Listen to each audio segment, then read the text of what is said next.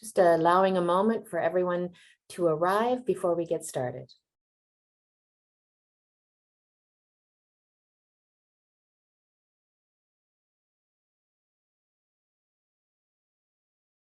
Okay.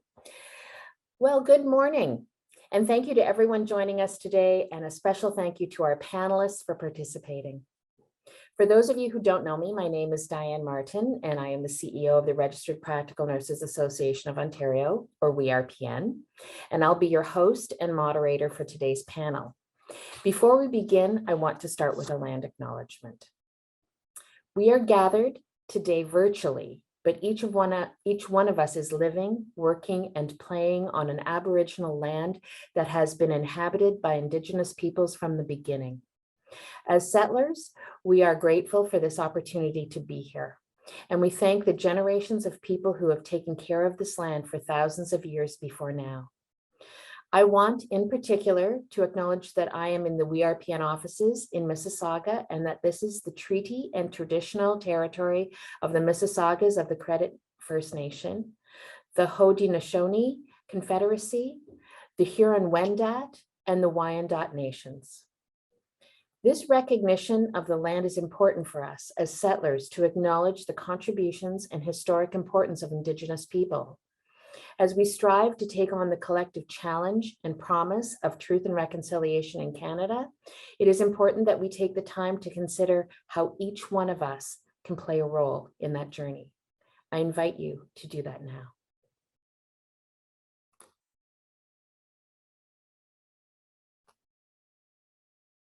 Thank you. Now, it gives me great pleasure to officially welcome you all to the WeRPN election panel on long-term care. The registered practical nurses in Ontario are the second largest group of health professionals in our province. There are more than 50,000 of us from Windsor to Timmins to Ottawa who work in hospitals, home care, and long-term care. And WeRPN is proud to be the voice of RPNs in Ontario, to represent the interests of nurses in their work to care for our province's most vulnerable people. Every day is an honor. Every day I hear from RPNs about the amazing moments in their work, but also about the challenges they face. Many of those challenges are in our long-term care sector. As you all know well, the last 2 years have shone a spotlight on our province's long-term care homes, creating the need for all of us to take a critical look at what is not working and come together in dialogue about how going forward we can transform long-term care for the better. And that's why we're here today, to hear from Ontario's election candidates who play a role in addressing the challenges in long-term care, including those that either emerged or were exacerbated by the COVID-19 pandemic. We'll hear from them about how their parties plan to address the issues facing long-term care culture as a whole, as well as about how they plan to address the critical issues such as staffing, workplace culture, and ensuring there are good, well-paying careers in long-term care, not just jobs. The first panelist is France Jalina, the Ontario NDP's candidate for the riding of Nickel Belt. France has been the MPP for Nickel Belt since 2007 and has spent much of that time as the party's health critic in the legislature. France has been a strong advocate for nurses throughout her time as MPP, including the introduction of private members' bills to introduce a daily minimum of 4 hours of direct care for long-term care residents. And we're excited to have her here today. Welcome, France, and thank you for coming. Our second panelist of the day is Ashley Fox, the Ontario Liberal candidate for the riding of Perth-Wellington. Ashley is a registered practical nurse with certifications in advanced foot care and gerontology. She works in home care as a nurse case manager and community outreach coordinator, as well as facilitating a course at Georgian College and volunteering with the Parkinson's Society. Welcome, Ashley, and thank you for being here today. Our third panelist joining us today is Dr. Marlene Sprout, the Green Party candidate for the riding of Lanark, Frontenac, Kingston. Dr. Sprout is a retired medical officer of health and family physician. She believes that healthcare, in particular long-term care and mental health, are important issues in this campaign. Her focus is on the social determinants of health and a belief that the government taking action to address poverty and climate crisis is key to ensuring improved health outcomes for Ontarians. Welcome, Dr. Sprout, and thank you for participating. Now, a few quick notes about today's panel before we begin. We will begin with opening statements from each panelist, then move on to a question and answer session where panelists will have a chance to cover the big topics impacting long-term care and get into some of the finer details of the challenges facing RPNs. We will also be covering some of the questions that were submitted in advance by you, our participants from our RPN world, and finally passing it back to our panelists for closing thoughts. I know that it's going to be a great day today, so let's get started. MVP Jelena, over to you for your introductory remarks. Good morning, everyone. Bonjour tout le monde. Ani. As it was mentioned, my name is France Jelena. I'm the NDP candidate for the riding of Nickel Belt, which is one of those great big northern riding in and around Sudbury. I was first elected as an MPP in 2007, and I have been the health critic for my party, the NDP, for the last 15 years.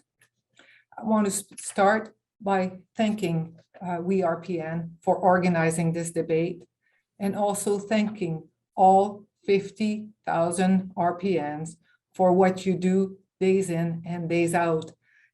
We've just come toward the end of Nursing Week, and I can tell you that through the pandemic, people have gone from being stressed to being anxious to being angry, and some of them showing hate toward one another. But the minute you say, this person is a nurse, this person is an RPN, they love you. You changed the tone for the better because of who you are, because of what you do. And I thank you for everything that you have done. The last 2 years, 2+ years, have been tough. They have been tough on everyone, but especially tough on RPNs working in the long-term care system. Because of your knowledge, because of your skills, because of the care, you were able to protect and care for some of the most vulnerable in our society. And I know that it was not easy. And I thank you for all that you have done. Today, we'll focus on long-term care. We know that your job was hard before, and COVID made it way, way harder. Many of you have shared their struggles with me and the lack of support. Although many of you reached out for support, it wasn't there. Right now, the number of RPN reaching out for mental health support is really through the roof, yet the resources to care for you are not there, and this is a real shame. I want to talk a little bit about quality care in our long-term care homes. Some of the problems in our long-term care system, we all know existed before the pandemic. The pandemic had just shone a light as to what is really going on in our long-term care home. We all know that over 4,000 residents of long-term care lost their lives through the pandemic, and this is devastating. But as soon as you start to dig in a bit, you realize that all was not equal.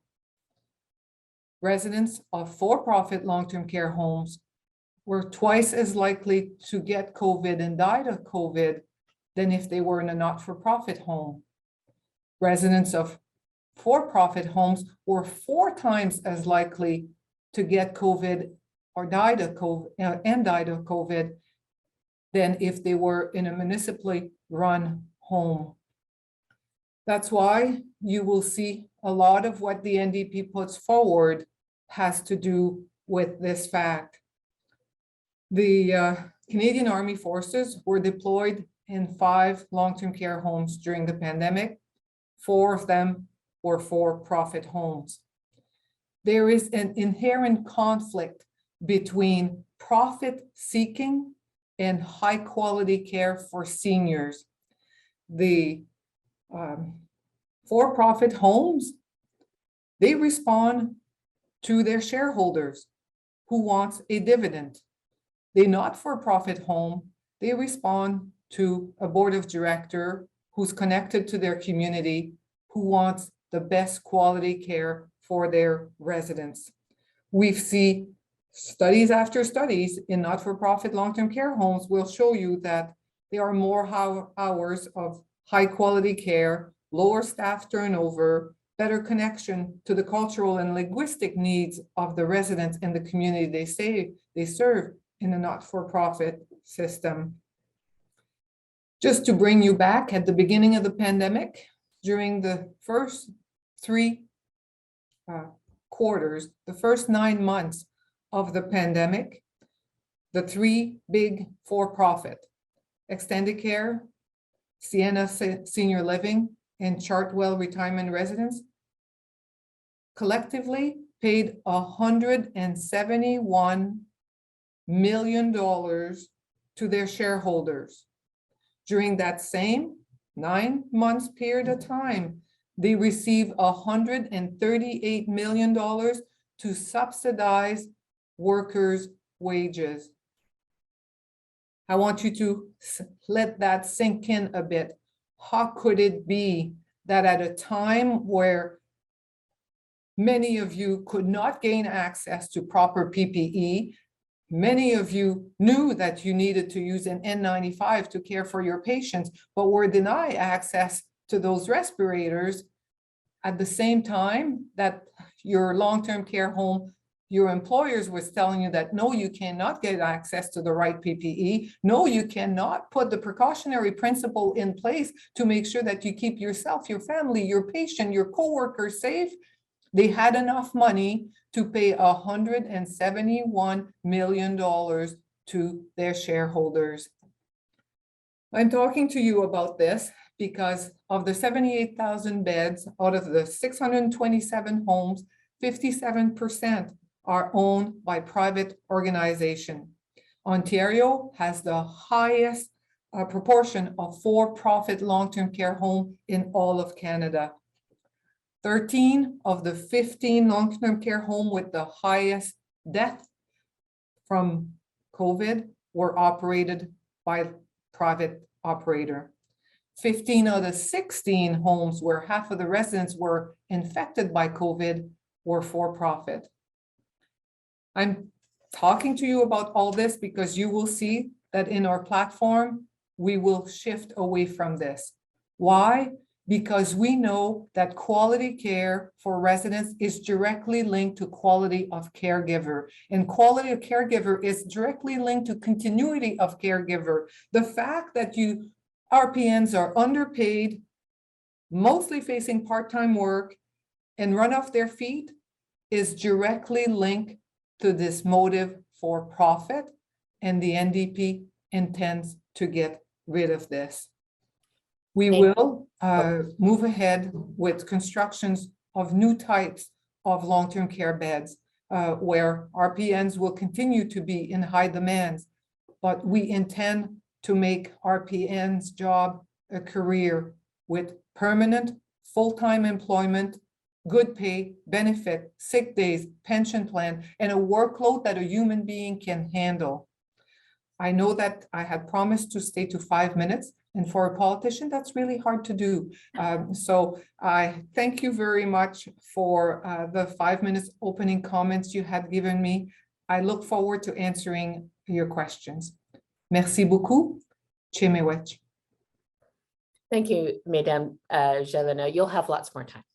So with that, I'm going to hand it over to Ashley Fox, who's going to bring us her opening comments. Good morning. It's a pleasure to be joining you all here today at this all-party debate, which was hosted by WeRPN. It's fitting that I join you here today during National Nursing Week, a week dedicated to recognizing the individual contributions that nurses make each and every day across Ontario. By way of introduction, I am a registered practical nurse myself, working in home care as a nurse case manager and a community outreach coordinator. It's a profession and a calling that I take great pride in, one that led me to volunteer my time to administer COVID-19 vaccines at the height of the pandemic to our most vulnerable. The Registered Practical Nursing Association of Ontario plays a critical role in this province, representing 50,000 nurses. And as a member of your organization, I know you're not only committed to representing the nursing profession at large, but equally committed to a system where patient-centered care will come first. As the Ontario Liberal candidate for the riding of Perth-Wellington, I wanted to share some aspects of our party's fully costed platform, which relates to our nursing and our long-term care sector.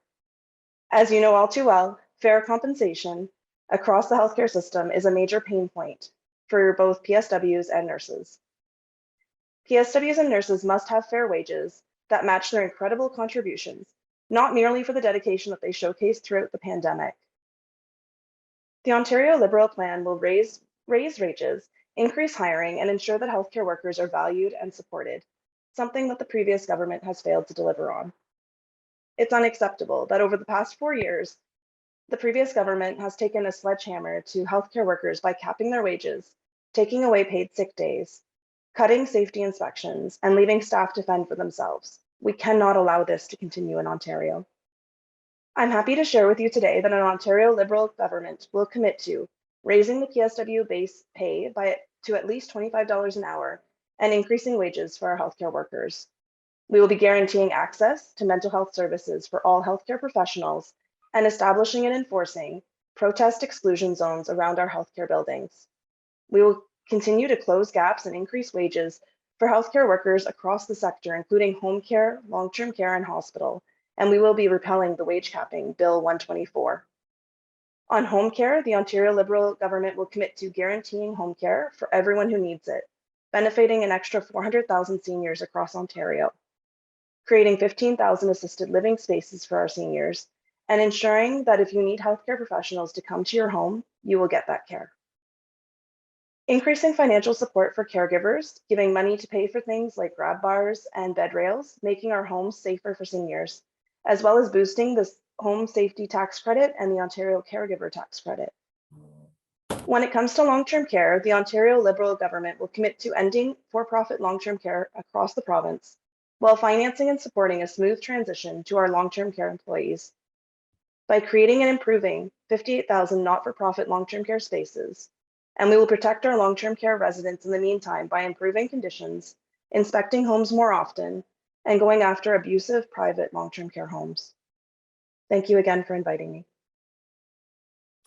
Thanks so much, Ms. Fox, for bringing us your opening remarks. And with that, I will pass it to Dr. Marlene Sprout. Hello, and I want to echo my colleagues' comments to thank you all for hosting this and to thank all the RPNs that are listening for the wonderful work that you do. I know in my career, nurses always had my back, and we relied on them to inform us about how our patients were doing. The Green Party's vision is for an Ontario that cares for its people, all of its people, regardless of their age, and the planet we live on. So in my background as a family physician and medical officer of health, it's demonstrated to me over the past few years that the greatest threats to human health are poverty and climate change. The general population recognizes that human activity, in particular fossil fuel use, is the most significant contributor to climate change, and many have engaged by adapting their personal activities, and I thank you for that. The big three legacy parties, however, have talked the talk, but failed to take significant action to move the needle forward.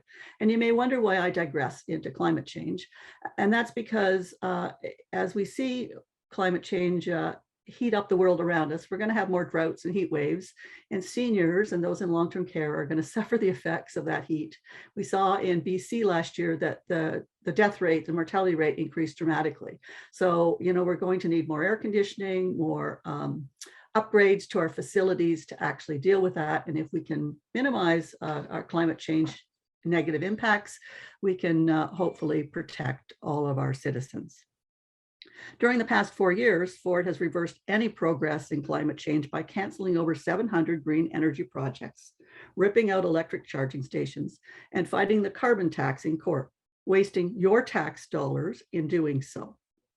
Tax dollars that could have been spent on shoring up healthcare, shoring up long-term care, or schools, or small businesses during the pandemic. Now he intends to build more highways, and I agree. There is some funding in his platform for new beds, both in hospitals and long-term care, but it's not clear to me how he intends to stabilize the healthcare workforce. Frankly, I would prefer to have a compassionate caregiver holding my hand when I'm sick than be in a flashy new building. Everyone talks about hiring more nurses, more PSWs, more teachers, but unemployment's at 5.7%. There's not a lot of unemployed people out there to turn around and hire.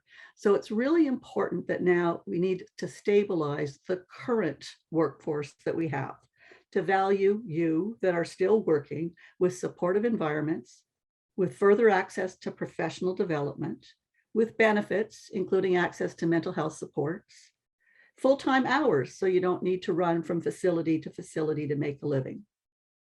Improving the workplace and valuing our healthcare workers will encourage some of those who have left the profession to also return.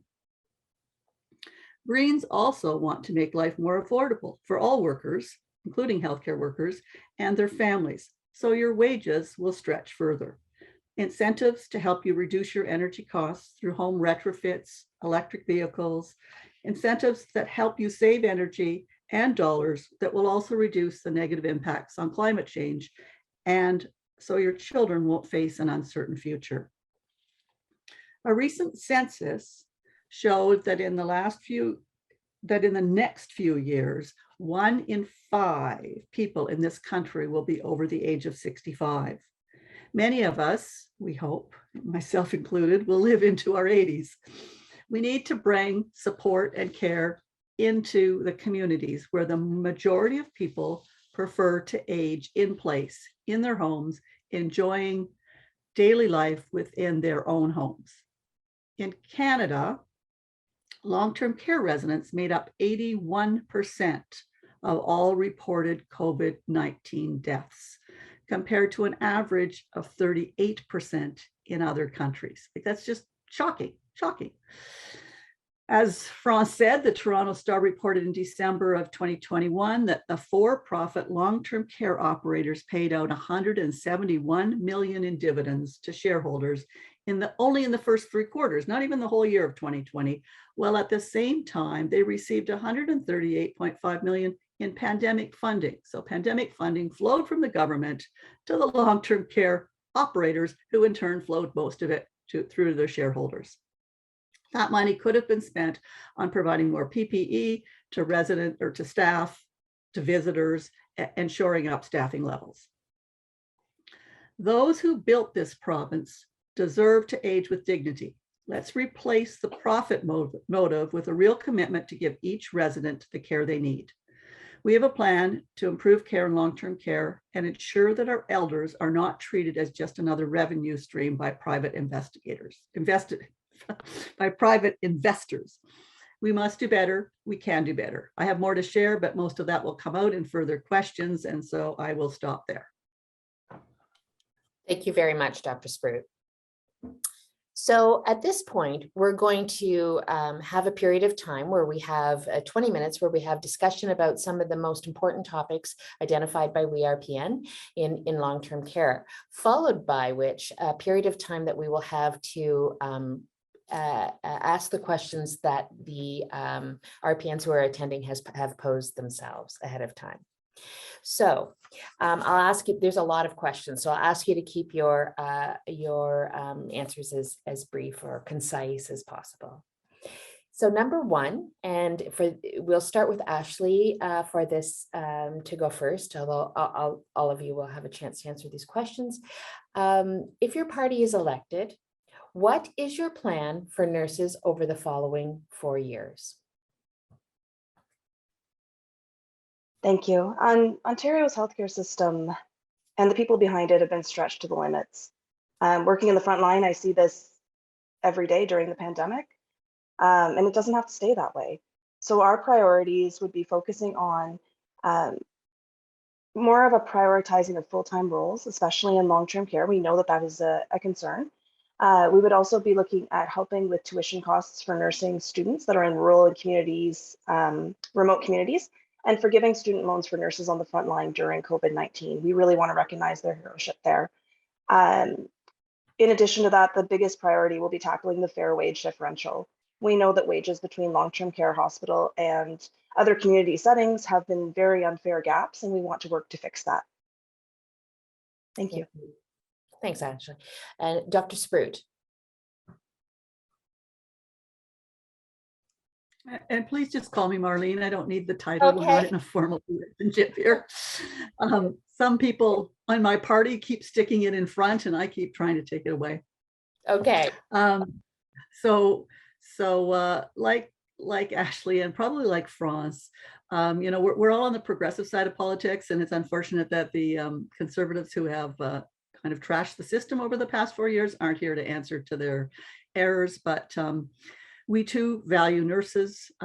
We want to increase the number of full-time positions. We want adequate ratios in care homes. We intend to increase home care supports up by 20%, long-term care funding up by 10%, to just increase the overall support that's currently in those systems. Increase enrollment for nurses so that we can hire the additional staff that we know are going to be needed as the population ages, and consider, as well as those increased enrollments, bridging programs to help those that may PSWs or RPNs upgrade to get additional skills. Some of the ones like Ashley has, the foot care or geriatric training, or any of those additional things, so that each worker can grow to their full potential and offer the most services they can back to the individuals they work with. Thanks. And France. Well, nurses are the only 24/7 bedside profession in our healthcare system. We need them there 24/7, or our system falls apart. So what is the NDP going to do? First, we're going to respect you. The first thing we'll do is get rid of Bill 124 and let you negotiate fair deals for your employment, as well as negotiate mental health support for so many of you that needs it. Over the 4 years, we will change the way internationally trained nurses. There's 15,000 of them in Ontario right now. It takes an average of 3 years for them to have their credential assessed, and we want to speed that up. Don't get me wrong, I want them to be fully qualified to look after us, but it shouldn't take that long. I was there in the 70s and 80s when we mandated hospitals to have 70% full-time staff. You can expect the same types of policies to come to long-term care, mandating a minimum. Right now we're looking at 70, but we still want to talk to the nurses about this, mandating 70% of full-time employment in long-term care for RN, RPNs, and PSWs, as well as making it easier for them to acquire skills. The ones that we're looking at are more about palliative care, where we want strong palliative care to be available to people in long-term care when they need it. And we want the staff to have the training to be able to provide that care. I could go on, but at the 40,000 feet level, we will respect you. Thank you. Our next question, what is your we've actually heard from you a little bit about this already, but if you have anything to add, what is your party's overall vision for long-term care? If elected, how would you put that into action? And oh, sorry, we'll start with with Marlene. Thanks. So right now, when we talk about long-term care, we tend to think about institutional long-term care. And we have a different vision of long-term care. Long-term care is care over the long term. And so a significant, almost every individual you talk to wants to age at home. It's not on their bucket list to move into a long-term care home. I mean, there are a few people that want that for social interaction and don't want to be at home alone. But the majority of people want to age at home. And so we really want to shift our long-term care focus away from just institutional care, but to a continuum of care that includes home care, full home care supports, small homes that give some supportive living, and then the continuum that if you need the full facility institution with 24/7 care, that would be available for you.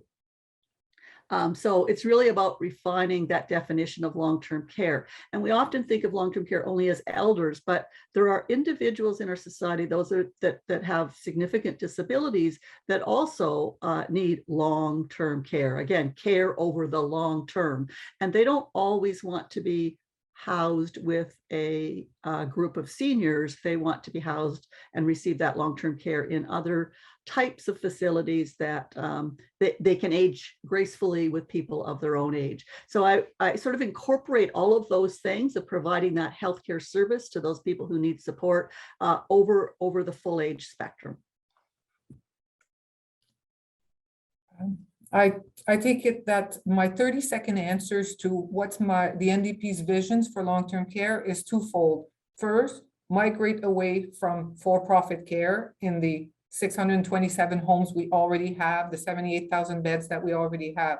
We also committed in our platform to building 50,000 more long-term care beds, that is to address the 38,000 people on the wait list right now and the growing wait list as the years go by. Those new beds, though, will not be big institutional beds. If you look at what they've done in Western Europe, they have small homes, 6, 8, 12 beds where you can move in with your spouse. It has the level of care that is similar to what's in the big 128 beds long-term care homes, but you can have those in every neighborhood. We believe that seniors should be able to stay in their neighborhoods. They have a lot to teach us.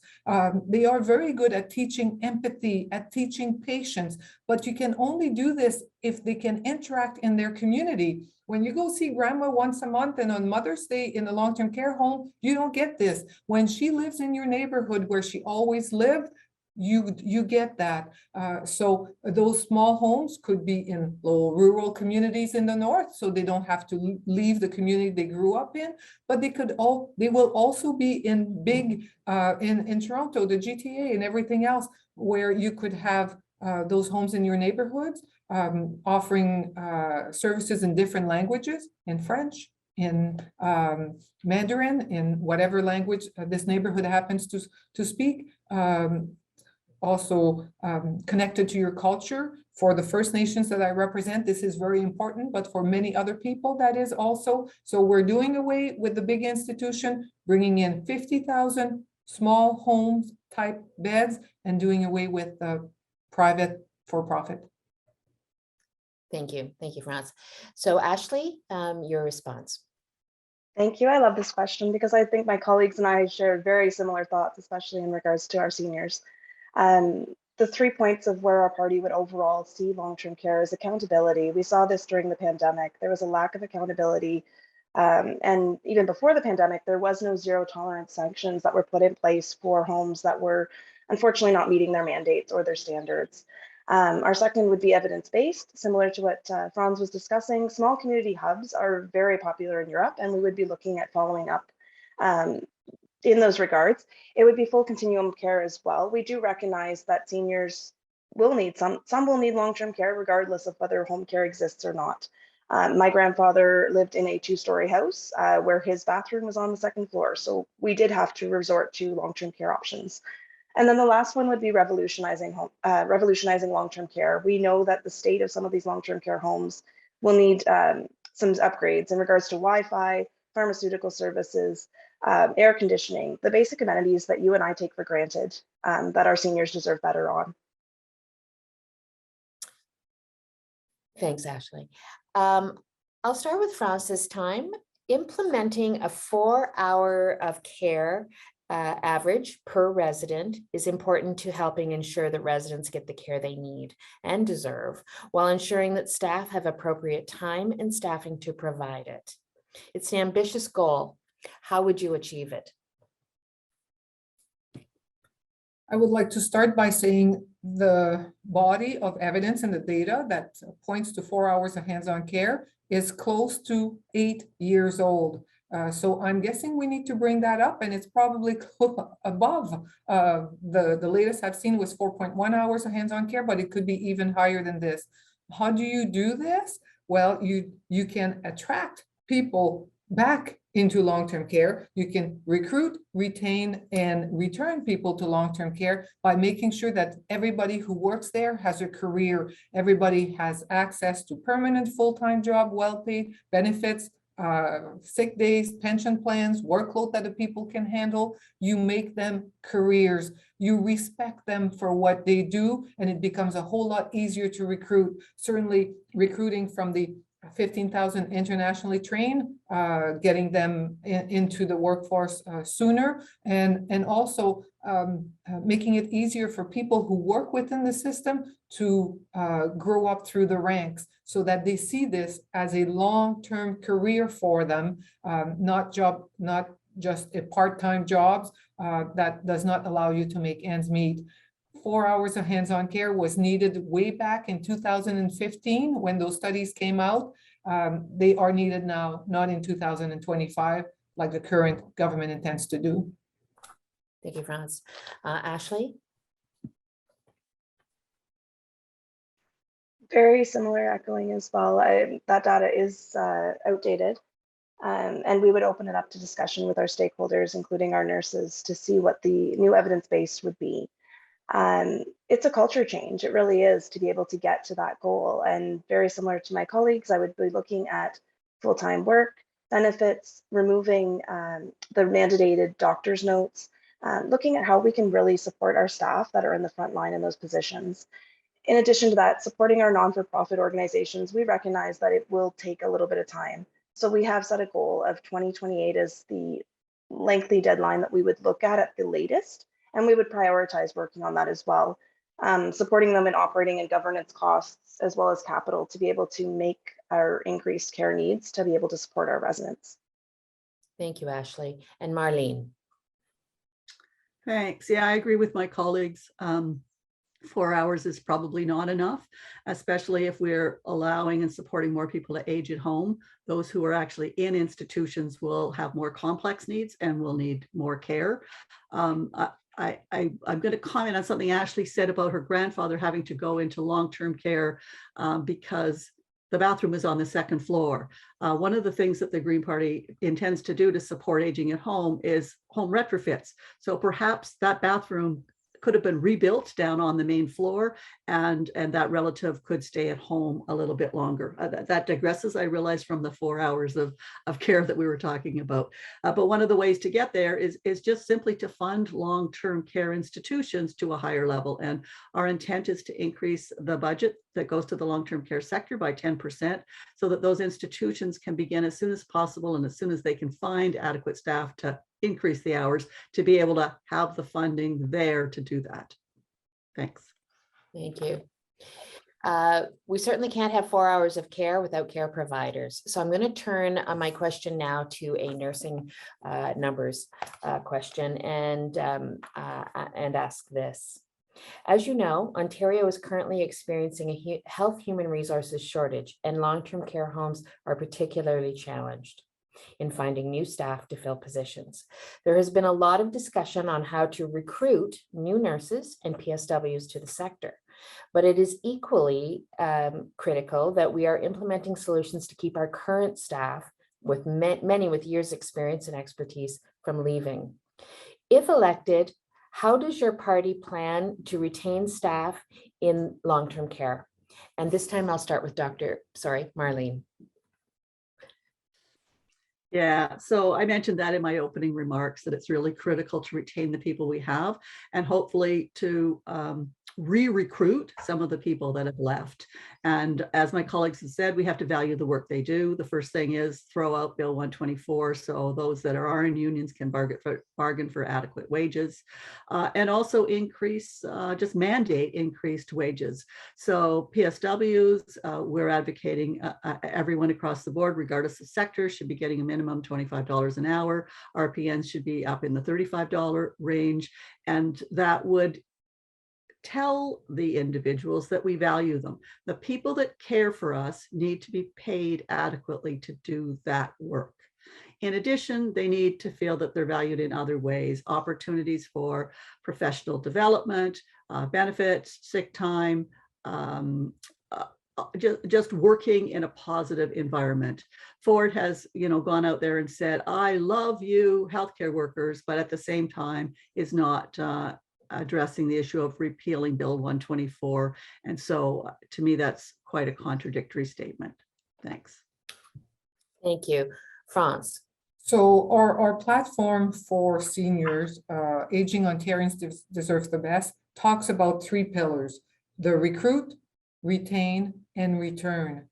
So the recruit, we've talked about a bit. The retain is really by making employment in long-term care a career, you can retain staff, allow them to teach others, to have part-time loads where, yes, they work the floor, but they also help train the new one that are coming in.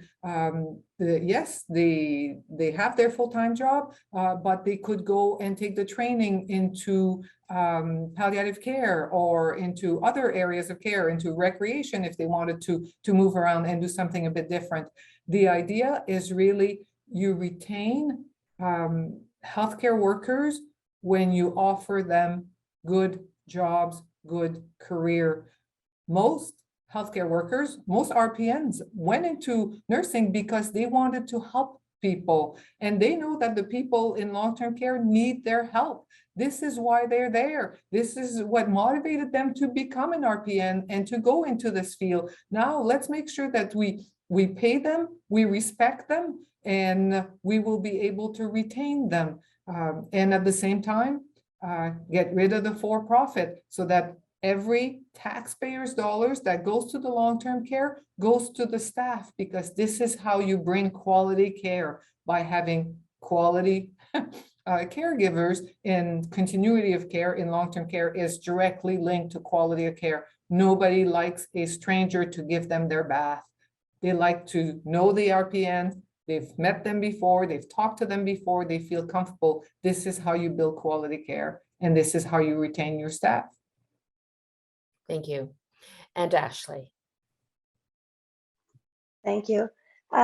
So first, we would also address, very similar to my colleagues, with Bill 124 and the wage differential. That's the biggest issue that we are seeing and hearing from in nurses in long-term care. But I also want to touch on a couple of points, such as addressing burnout. We know during the pandemic, as residents were passing, this was impacting our staff on a more traumatic level than I think was actually being exposed to the public.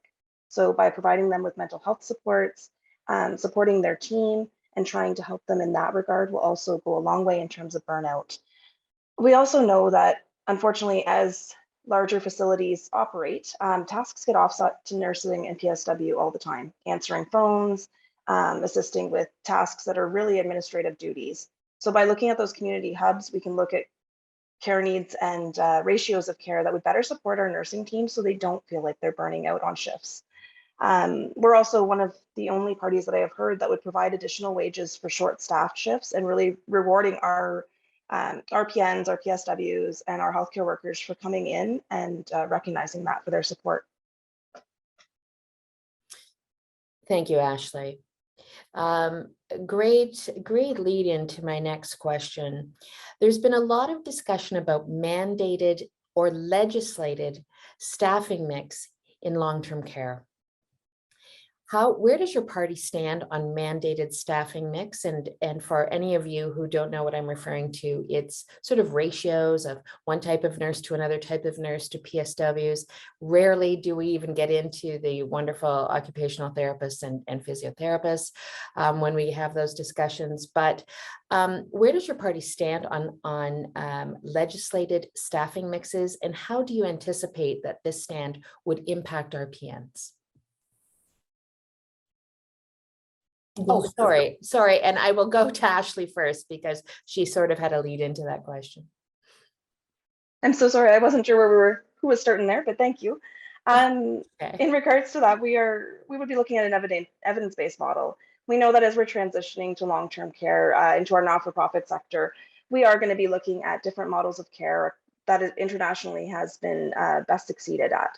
So in long-term care, we would open our voices up at the table for nurses to join us, as well as the allied health, as you mentioned, OTs, PTs, because if we're going to revolutionize long-term care, we're going to need all of those voices at the table to make the best impact.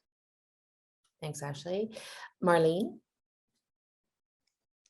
Our platform that was released yesterday touches on this and would actually look at some ratios that talk about a nurse practitioner for every 120 residents, 20% of the staffing mix being registered nurses, 25% being RPNs, and 55% being PSWs, along with increased access to allied health professionals in all long-term care institutions. You can't really mandate those ratios because it really depends on the individual need of the resident.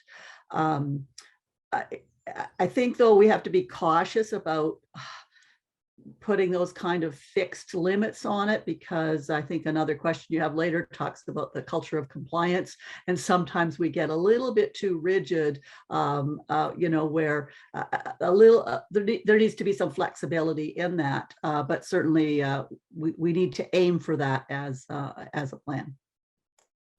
Thank you. France? So I can say that the NDP has no intention of legislating a staffing mix in long-term care.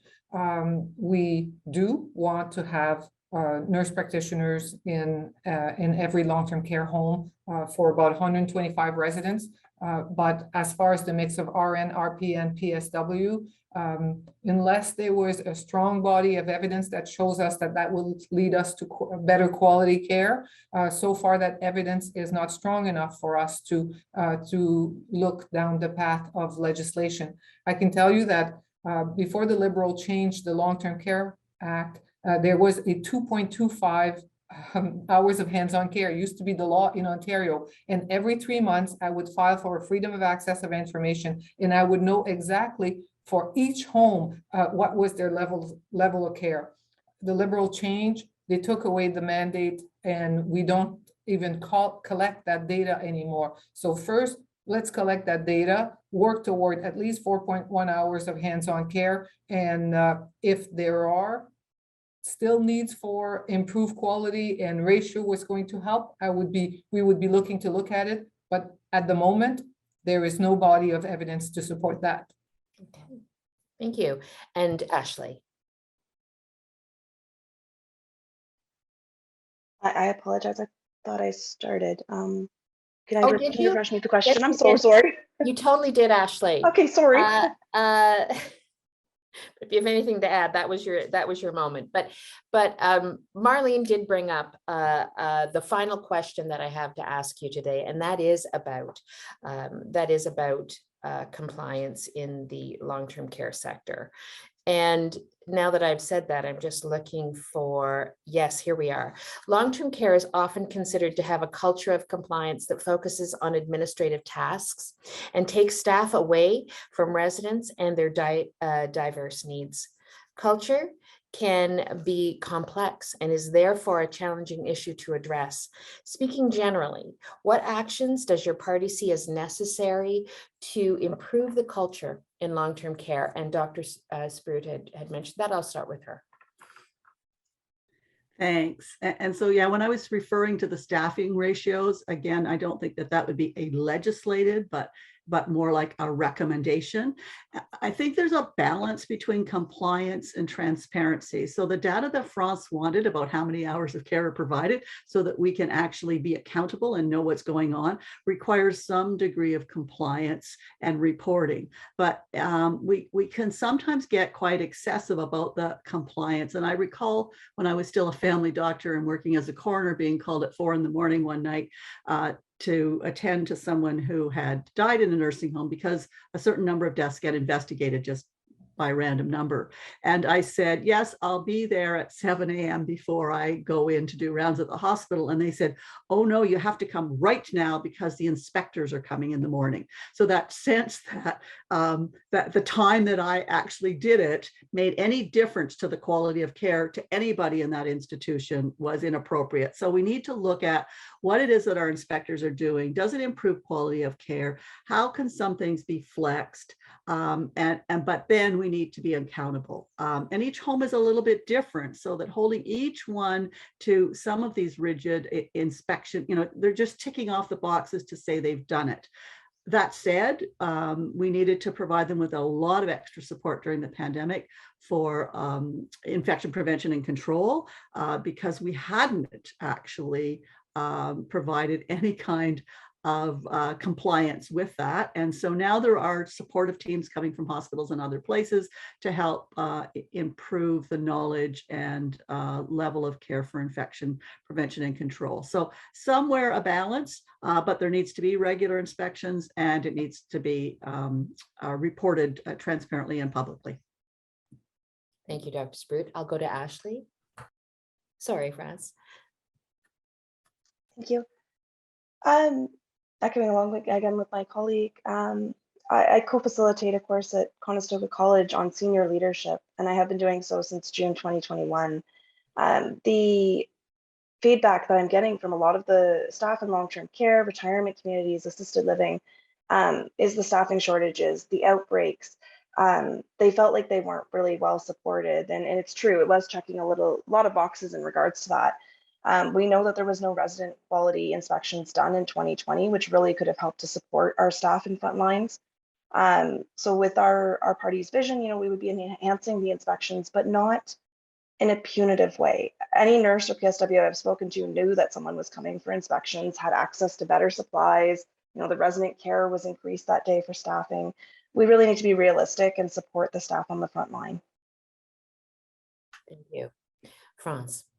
So in long-term care, we have 78,000 mainly frail elderly residents.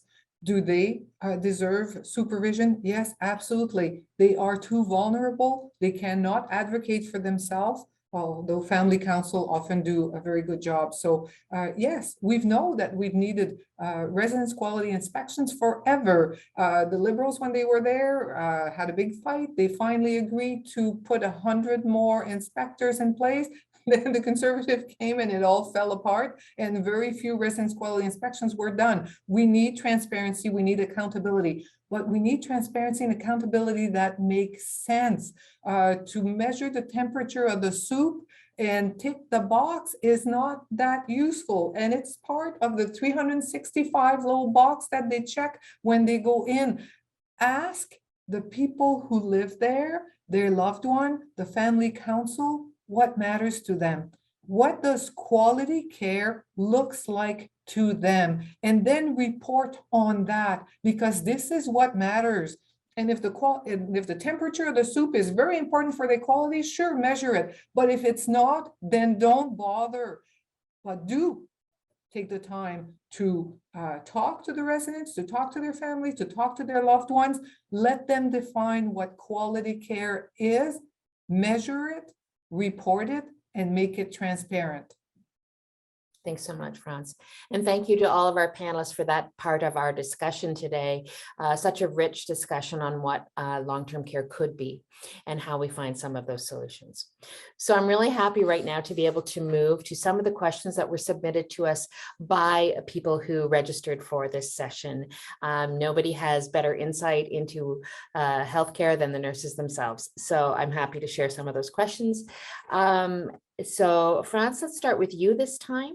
And here's my first question. A few of our registrants have raised questions about agency staffing in long-term care homes, and we've tried to combine those questions and thoughts here. As you may be aware, we are seeing a trend in facility staff opting to leave long-term care homes to instead work as an agency, PSW, RPN, or RN, because wages are much higher for the agency staff than facility staff.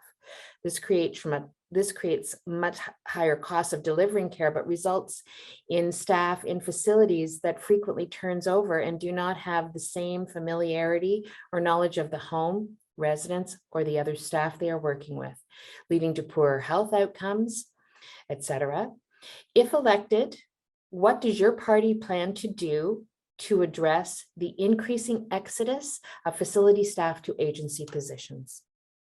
So I fully agree with what you've said. I mean, I've said it, quality care means quality care provider, means continuity of care, means continuity of provider. Every time there's a new temp agency RPN that walks in, there's a good chance that this person doesn't know any of the residents, doesn't know all of the particularity of caring for them. They want to be fed from the left side, from the right side, sitting up. Not you know how to do nursing. I don't, but I also know that you get to know each of your residents and you respond to their needs. None of this is feasible with agency nursing. I was just at a picket at St. Gabe's Villa in my riding, and there was an RPN there who does just that. She works for that particular home, and she works through Plan A for another long-term care home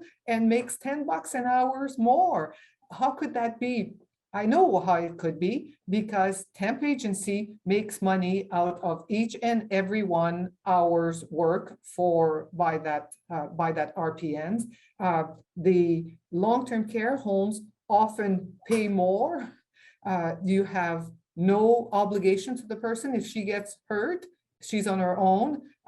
There's no accumulations of seniority or anything of the sort. It's really treating the patients, the residents at the end of the day, as if it didn't matter who cared for them when it does. How do you solve this? You make RPN's position full-time, permanent, well-paid, with benefits, sick days, pension plan, and a workload they can handle. Make them career, make them good jobs. And this idea of more and more, I'm told that some of the long-term care home actually gets money from the temp agency that they deal with, because they own part of the temp agency, that there is a incentive again to make money. Remember at the very beginning, there is a conflict between making money and providing quality care, and the temp agency feed into this. They make millions of dollars on the back of RPNs. This is wrong. This money should be going directly to the RPN with a full-time permanent job at what she is good at doing. Thank you. Ashley, would you like to go next, please? Thank you. So yes, it has been difficult in terms of agency staff, not just in long-term care. We're also seeing the same trends in hospital and other communities as well in healthcare. So again, by revolutionizing long-term care, we're going to focus on it being a career of choice. And with proper ratios, proper workload, we know that staff will be more willing to work with those clients based on the fact that they're not being called in on every shift short. If there is still shortages, we will hold people accountable, which I think is unfortunate. We haven't seen that under this previous government. In addition to that, with the wage top-ups for shortages, we'll make the wages fair across each of the healthcare workers that are in long-term care. And I think that hasn't been done fairly, as well as we see with the wage top-up enhancements and recruitment bonuses that have been really unfair for all professionals. Thank you. And Dr. Sprout.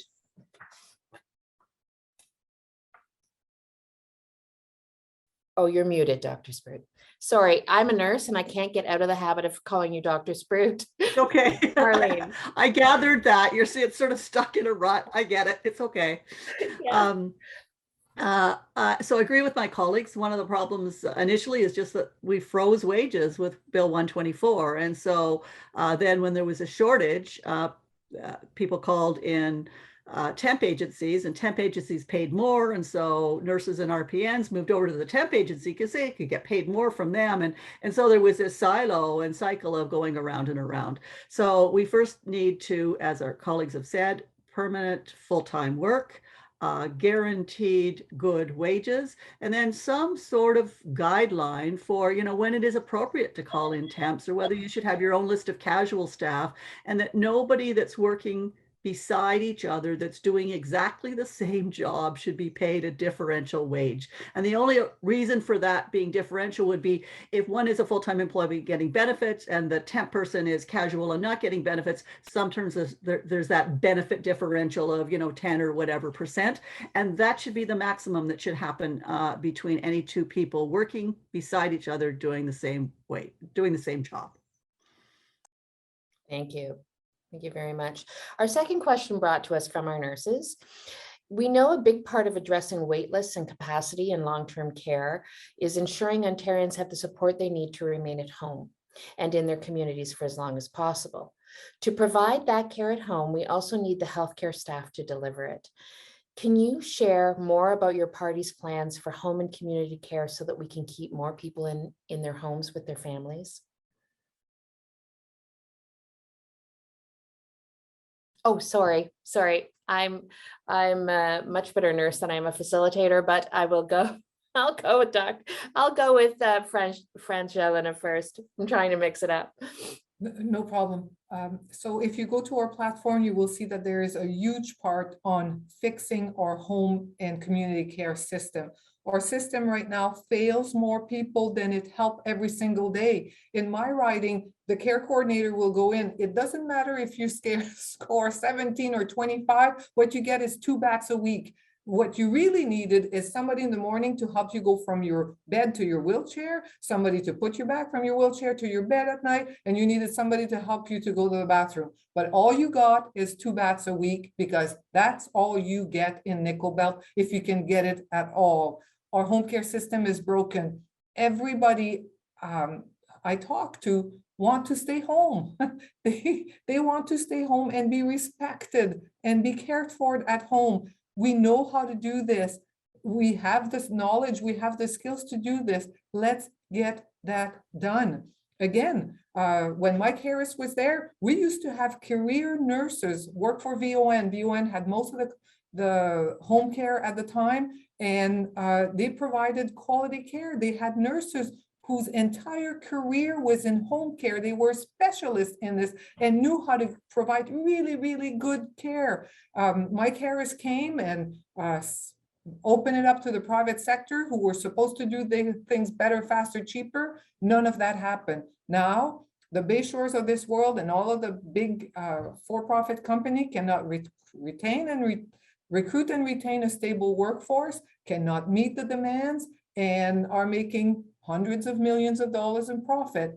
All of this has to go. Our home care system has to be rebuilt. It has to be there. There cannot be a limit as to how many hours of care you're allowed to get. And this idea that no matter your needs, you get 2 bats has to go out the window. How do you bring staff back?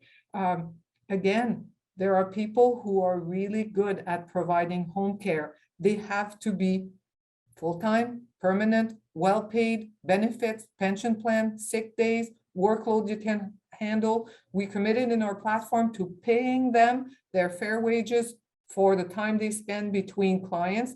In Nickel Belt, they drive long distances. They'll show me like 780 kilometers in a 2 weeks period. That takes a long time. Right now, they're not being paid for that time. So being paid for from the time they start their first clients to the time they end their last clients, and bring them good jobs. There's way more in our platform to attract people to the field, but I will leave it at that. Our home care system is broken. It needs to be fixed, and NDP government would fix that. Thank you. Marlene. I agree with France. Home care system is broken. I can remember when I started practicing, as you mentioned, the VON nurse Doris, who I knew quite well, had a relationship with, and looked after all the people that were in my practice. We had Peggy, who was blind, be able to die at home so that she wouldn't be in a strange environment. And the supports were there to be able to do that. And over the last 20, 30 years, the system has been totally dismantled from what it originally was, to care for people to stay at home as long as they wanted. So Doris was a full-time employee who was paid a full salary for her 40-hour, it was probably 40 hours then, work week, which included the travel between clients, included the time to call the doctor up to get whatever advice. Now it's all done in little piece work, and you get paid for so many baths or so many whatever, as France said, and it's totally inappropriate. So the Green Party platform starts with an initial increase of 20% to the base funding of the home care budget to try and begin to set that up. But again, we need not to use these little tick boxes that say this formula gives you this. We need to be, that needs to be individualized. It needs to be needs-based. Thanks. Thank you, Marlene. And Ashley. Thank you. So I started in home care rurally in Owen Sound, Ontario, as a nursing student, and then returned to home care in the last few years in the Kitchener-Waterloo area. One of the pledges that the Liberal Party and myself have made is that we would look at a non-for-profit home care by 2026. We do recognize that back when I first started in home care, you had limited contracts, and there was accountability that if you picked up the shift or you assisted a client, there was accountability that you were responsible for it or able to make documentation otherwise that have how to help that client. We've lost our way along that accountability. We would look at funding it better. We do know that home care is underfunded despite being one of the most cost-effective options for seniors and those in the community. And just to touch on as well what Marlene had said, the contracts, because they're all out to for-profit companies, we're working in silos. The nurse is working in a silo, the PSW is working in a silo, the OT is working in a silo. We really need to come back to those interprofessional teams in order to support our home care clients. Thank you, Ashley. We have time for one more question, and I'm going to pick the question that nurses discuss so much, and please apply this question to any sector of healthcare that you wish. As part of the goal to improve quality of care and ensure that staff have enough time and resources to provide that high level of care, do you believe there should be a standardized maximum nurse to patient ratio? And let's start with Ashley for this one. Thank you very much for the question, and it is a great question. There's evidence-based that decisions and documentation that show outcomes do improve or that outcomes do not improve. So we would look at more of an evidence-based longer study, as well as inviting our stakeholders to participate in that feedback. It is a very controversial question, because the outcomes described are in various different health sectors, whether that's hospital, long-term care, assisted living, things of that nature. So we would really have to open up to more evidence-based internationally and in order to make that comfortable decision. And France?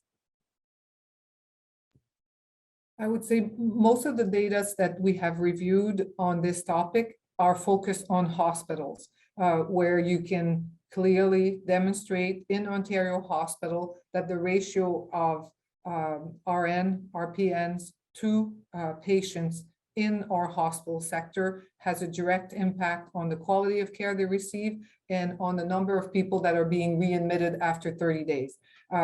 This is the body of evidence that has been shared with us. I would say in other sectors of our healthcare system, health promotion, disease prevention, primary care, long-term care, home and community care, mental health and addiction, all the way to palliative care, the data is rather sparse. So intuitively, we know that we're not building anything here. We're offering a service between a care provider and the person who receives the care. So intuitively, the better that ratio, the better the care will be. Where you draw the line, I would say the body of evidence in Ontario is not strong enough to be able to, as legislator, to put legislation or regulation in place. Should it be studied more? Absolutely. And Marlene? Yeah, I agree with my colleagues. Needs to be looked at in detail. And again, the intuition is there. If I get more hours of care from somebody, then I'm going to perhaps recover faster. Even if some of that care is not physical care, it's emotional care, it's dealing with my loneliness, with my stress. And so if I need more hours of care, theoretically that works out to a ratio of X number of nurses per X number of residents or patients. But it is really hard to fix that. And of course, we all know that if we increase the system, it comes out of our tax dollars. And so we do have to be somewhat accountable as to, there's not a limitless amount of dollars in the system. And so I think legislating is probably an inappropriate thing to do, but we really need to look at each individual patient, client, and what their needs are and how we can best deliver those needs with the particular skill set of the provider that would match those needs. So making sure our providers are also working at their maximum scope and using all their skills. And as Ashley said, not having them do administrative tasks, which messes up the care ratio. Thank you so much for your answers to our RPN's questions. So at this point, I would like to ask you to make your closing remarks, and we'll go in the opposite order that we went for our opening remarks. So Marlene, if you could share with us your thoughts. Yeah, just to summarize what we've said, first off, get the for-profit sector out of all healthcare. So out of hospitals, out of long-term care, out of home care. Do whatever we can to maximize the number of permanent full-time positions within all of those sectors. Understandably, some women want part-time jobs. That's probably better dealt with a job share so that they split the benefits, they split the hours, and by making more full-time positions, we'll get the agencies and the for-profit section of agencies out of there. And the Green Party platform recognizes that most people would like to age at home. And so although long-term care institutions are important and we would increase the bed count and begin to build more beds, we would really focus primarily on whatever we can to do to support people aging at home. So that includes renovations, retrofits to their homes to support them to stay at home, and increasing funding to the home care sector so that they get the support they need and can remain in the place that they're comfortable. Thanks. Thank you so much. Ashley. Thank you very much for hosting and inviting me today to this critical all-party debate on the future of nursing and our long-term care sectors in this province. I believe my colleagues on the forum will agree with me that I hope this discussion continues long after this forum is completed. As a registered practical nurse, I've witnessed firsthand the steep challenges that we at RPN members have faced over the past 4 years, but especially during this pandemic. COVID-19 has shone a light on the numerous structural challenges that we face in long-term care and in nursing, and in addition to the real inequities that we are seeing in fair compensation across these sectors. Ontario Liberals place a tremendous value on the critical care role that nurses play in this province, and we believe they should be paid fairly and given adequate resources so that they're able to perform their jobs with ease, and as we discussed, on a day-to-day basis. I strongly believe that the nursing profession has a bright light here in Ontario, but for that future to be realized, we need progressive government that values the critical role nurses play across the diverse healthcare sector in Ontario. I am confident that an Ontario Liberal government will deliver on those commitments that I've outlined today in our discussions. And if you're learning more about our party's platform, I encourage you to visit ontarioliberal.ca/platform. And thank you very much for inviting me. Thank you, Ashley. And France. Again, thank you for having this discussion. It's always important for people to hear as to the different parts of the platforms of the different parties. I'm sorry that the Conservative don't find it important enough to answer your questions, but certainly we did. The pandemic has shone a light on long-term care that had never been there before. You know full well that long-term care is not sexy. It doesn't grab headlines unless it is for the wrong reason. But now, most Ontarians now understand what's going on in those big structure called long-term care home, and they want change. They want to improve the care of the people who live there. What we have now is not acceptable to the people of Ontario. Ontarians are good people. They just never knew what was going on in those homes. Now they do. They want the care to improve. This is an opportunity in time that we cannot let it go. Otherwise, they are people that are easy to ignore, that don't have a voice, and that we'll continue to see. The NDP has an entire platform dedicated to aging seniors. We will get rid of the for-profit. We give ourselves 8 years to do this. The day we get elected on June 2nd, by the time June 3rd rolls around, Bill 124 will be out the window. We will let RPNs and everybody else negotiate fair deals. We would also commit to making RPNs and everybody else who works in long-term care, their jobs a career, permanent, full-time, well-paid, with benefits, with sick times, with a pension plan, and a workload that a human being can handle. When it comes to growing our long-term care system, we're moving away from the big 128 beds facilities into more community located small homes. As I said, 4, 6, 8, up to 12 people. Everybody has their own room and bathroom, but they share a kitchen, they share activities, and they stay in their neighborhood, they stay within their culture, they stay within their own language. Things have finally opened up for an opportunity to change things for the better, change things for the better for the residents, change things for the better for everybody who works in that field of healthcare. Let's not let that opportunity go by. Vote NDP will make sure that happens. Thank you so much for that. I just want to say my thanks. This was a fantastic discussion today, a very rich one where we all discussed the problems. And actually, I feel like you've left us with a great deal of hope, and certainly just even by being here, a great deal of respect for the nurses that have taken part today. And I just really appreciate the chance for nurses' voices to be heard. Ashley, Marlene, and Franz, thank you for the insightful answers you have shared with us today and for taking time out of your busy schedules to be here. And of course, thank you to all of the nurses who attended today and submitted their questions. We will be posting the video from today's panel on our website shortly. So please share this with your friends and colleagues who would be interested in hearing more from our panelists on issues that are so important to them and our panelists' parties' plans for long-term care. Finally, we would be remiss if I didn't remind you to get out and vote. Election day is June 2nd, but I'll tell you, we all know why nurses who don't vote haven't voted, and it's because they get called into work the day of the election.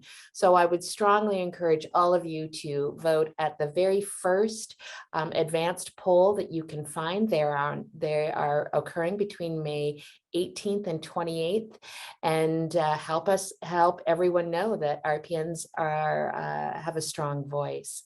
You can also vote by mail as long as you register before May 27th and get your vote in before June 2nd. If you need to find information on how to do that, please visit elections.on.ca. Thank you all for being here, and please enjoy the rest of your day. Thank you. Thank you so much for having us. Thank you very much. A pleasure to meet you, Ashley. You as well. Thank you, ladies. And Dr. Spruce, always nice to see you.